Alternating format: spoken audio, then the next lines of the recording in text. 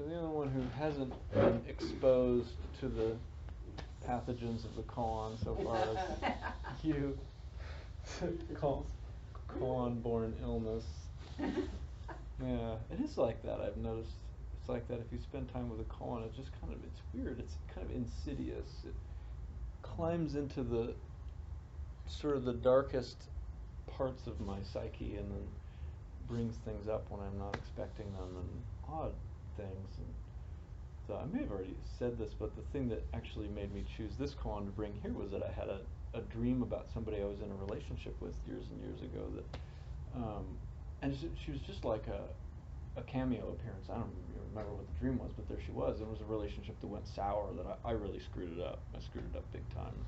And kind of, so one of those kind of unresolved wounds that, and I'd seen her since then, and it's also like every time I saw her, I somehow found a way to screw it up even more. It's just like, oh, it was like this could have been an opportunity for closure, but instead I just had to keep being an ass. And so having that dream, and it really stayed with me the whole next day, and the grief of that not working out was just like right there, and I kind of liked that. I don't know. There was something important about that. There was a real weight to it. I thought, well, if this is this powerful for me, then maybe I should pay attention to it. So this interesting thing about like carrying this grief around from a life that I've never had, or I never had, and then kind of it's juxtaposed against the life that I do have, sitting on the couch with my wife and my cats, and like I like my life. I got a great life. And also there's this tremendous grief for the life that I didn't have, you know.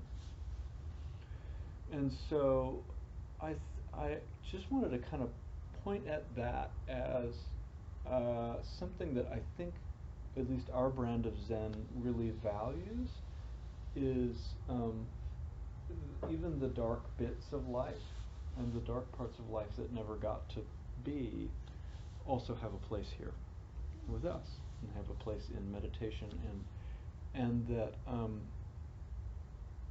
something like grief is not, I discovered at some point that grief is not actually an absence of something, it's a presence of something. Maybe I lose someone that I love, but then there's a grief. And grief is a thing. You know, they say nature abhors a vacuum. There's no such thing as nothing. There's always something. So in the place where my beloved cat was, now there is grief. Which is kind of an interesting thing. The grief is new. It's born. Grief gets born. So there's this thing about we don't have to cut anything out of life and decide that anything doesn't belong. It all belongs, or else it wouldn't be here. It doesn't have to be, reality doesn't lie, reality doesn't have to be wrong. And I think that's one of the fundamental messages, discoveries of Zen, is that what's happening right now, even though it may be painful, it doesn't have to be wrong. You don't have to make it wrong. And even me thinking that it's wrong doesn't have to be wrong either. I hate this moment and I want everything to be different. And, well, okay. If that's what you got, that's what you got, right? And not only that, but you can actually step into it and inhabit that experience as fully as possible. Of hating the moment. Like, what if I just inhabited it? Right? Instead of trying to improve myself, or, well, you know, Jesse, you need to be more patient. Well, fuck that. Maybe I don't. Maybe I need to be just as pissed off as I am right now. Like, that's what the universe is giving me, so. And it doesn't mean I get to go around punching people, you know? Because I noticed that doesn't actually make me happy. You know? Like, for a lot of years I used drugs, and I thought, well, if this is what makes me happy, I should be allowed to do it. But it's not really what made me happy, right? And, like, you know, maybe to punch somebody in the face would give me some kind of satisfaction, but it wouldn't really. And so for me, this koan, which I'll tell you at some point. Suspense is killing me. It's a good story. It's a good story. The short form is that a young woman fell in love with a cousin who she grew up with, and then her father wanted to marry her off to someone else. So the cousin was heartbroken and took his things and left the village. But she came the night that he left, the night before her wedding, and got on the boat with him, and they took off together.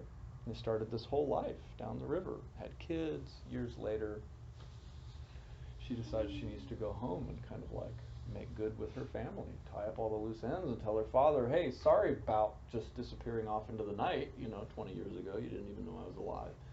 So they go back, and the husband says, you wait in the boat, I'm going to go take the brunt of the punishment from your father. And she goes, whatever. He goes up to talk to the father, and the father is so happy to see him, which totally surprises him, gives him a big hug, and the husband says, I have to apologize for sort of stealing your daughter away, and the father goes, what are you talking about? And she's been, from the day you left, she's been sick in bed and unconscious. Takes him to the room, and there she is. She's lying there white as a sheet in bed, emaciated. And the husband goes, well, wait a minute, I've got something to show you. Takes him down to the boat, but before he can get to the boat, the wife comes running up the hill, and the emaciated wife comes running down the hill, and they become one. And so the question of the koan is, which is the true Chien, which is her name, which is the true Chien, the one who ran off, or the one who stayed. And so that's the question for me, of which one is my true life, the one that I'm having, or the one that I should have had, or the one that I never had. And so there's something about loving regret in there too, and loving my grief, and loving my thoughts about how I should be different. I tend to not think about it in that way. I either think, yes, I should be different, or no, I want to get rid of this thought that I should be different. Well, what about just having the thought and not pushing myself around about it too much? And so I was looking up on my phone because I was reminded of that. Anybody seen Life of Brian, Monty Python movie?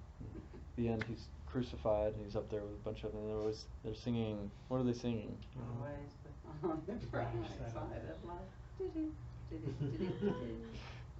of shit when you look at it. Yeah. Oh, no, you really know. I do. You don't want me to get it. That's great. Yeah, there it is. Right? And like, you're being crucified, guy. Like, seriously? So I have kind of an allergic reaction to people who are just think positive, because I think that's horseshit. For me, and I'm not saying like just be pessimistic, but I'll speak from my own experience. I have to allow the dark parts of my life seats at the table just as much as the light parts, or else I become kind of this pseudo-human. I'm not fully human, right? If I just deny the stuff that I don't want to be a part of my life, or I do therapy, and people come in, and I work in like kind of a crisis clinic, and most of the people who come in because they've been deferring their suffering for so many years, right? They've got grief on, death on death on death on death, and they just never felt the pain of that, or abuse that has been locked away for so long. And nothing against them, that's not my point. It's just there's some mechanics involved, right? Where if I defer my pain, it's like not paying your taxes. And then at some point the tax man comes and says, I want to see your records. The interest in the penalty. Yeah, it builds, right? Yeah. That's beautiful. Yeah. And then the weird thing is that all those wounds that don't get their moment start to define our lives. Like, it's kind of weird. So, and that's that thing about, I had abuse, and then I went on and continued being abused, because it's like the wound just continues to guide things, and in some way it says to the world, I need more of this. It's a tricky thing, and I don't have abuse history, so I probably shouldn't say anything about it, but these are patterns I've noticed in other people.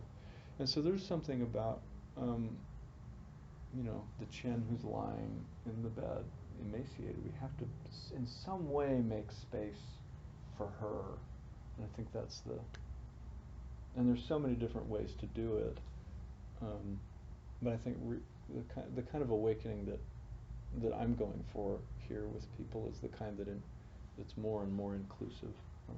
Includes more and more of life. And so meditation is part of that, because it creates a vehicle or a space in order to kind of investigate, open up those parts of ourselves and take the risk of being vulnerable to that stuff.